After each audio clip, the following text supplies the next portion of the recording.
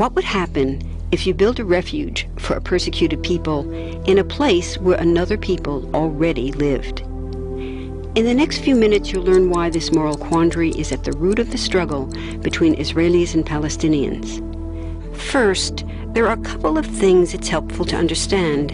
One, many Jews fled harsh persecution in anti-Semitic Europe, especially the Nazi Holocaust. Zionists encouraged massive immigration to historic Palestine, at that time a British colony, where Jews had an age-old connection and where small Jewish communities had long existed among larger groups of indigenous peoples. But when the UN offered the Jewish immigrants the majority of the land for a new state called Israel, for the indigenous Palestinians who lived there, it was a massive destruction of life. They rejected the UN's partition plan, and several Arab states invaded the new state of Israel. Israeli forces essentially erased over 400 Palestinian villages and towns.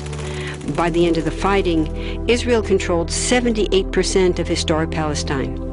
And when 750,000 Palestinians who fled or were expelled during fighting tried to return to their homes where the new state now stood, they were permanently barred by the Israeli government. While over 100,000 of their relatives and neighbors who hadn't left became second-class citizens of the new state, along with the new Jewish majority. Today, Palestinian refugees and their descendants number in the millions. Most are in the Gaza Strip, the West Bank, and Jordan.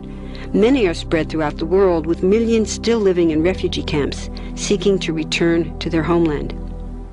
To sum up, one group of refugees found a much-needed home.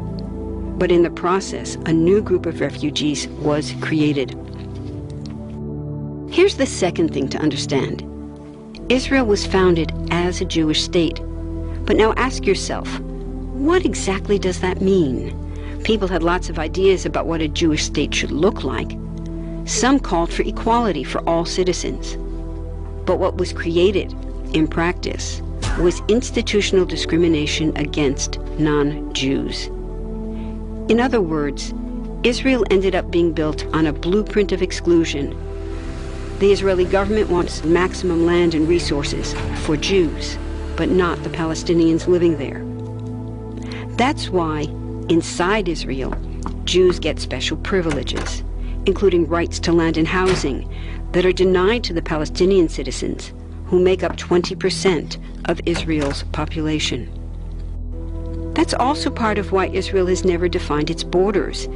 In fact, they still hold on to land, the West Bank and Gaza, that they conquered in the war in 1967. Since then, Israel has built Jewish settlements throughout the occupied West Bank, building Jewish-only cities and supplying them with infrastructure like roads and army camps, schools, and even a college. Military occupations are meant to be temporary. But after 40-plus years, this one looks permanent and entirely unjust. In the West Bank, Israeli Jewish settlers and Palestinians live on the same land, but must live under two completely separate and unequal systems of Israeli law. The Jewish settlers dominate the natural resources, including water and agricultural land, and they're backed by the Israeli army. To maintain the occupation, Israel has demolished thousands of Palestinian homes and orchards, confiscated Palestinian land, bombed a captive civilian population in Gaza, and punished resistance with raids, arrests, and assassinations, all to gain maximum land, while making life so difficult for Palestinians that they will either leave or be too afraid to resist. Palestinians have fought back. For decades, they tried to achieve national liberation through armed struggle. Some groups still do. But the majority now support popular protest instead. The deeply harmful pattern of control, repression, and violence profoundly harms Palestinians living under occupation and Israelis living as occupiers. This must be broken to reach a peaceful and secure future for both peoples. Now that you understand the problem, what about the solution? What about peace talks? So far, over 2 decades of U.S.-backed peace talks have actually made things worse by helping Israel continue the occupation.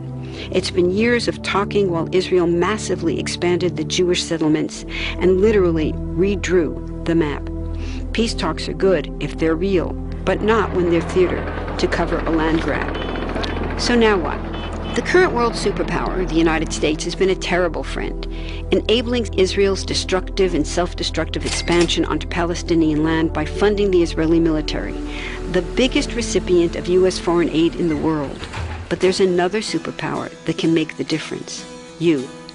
There's a movement with hundreds of thousands of people just like you across the world, including Palestinians and Israelis, protesting, educating, divesting, and boycotting, all to bring nonviolent international pressure on Israel to stop violating human rights of Palestinians.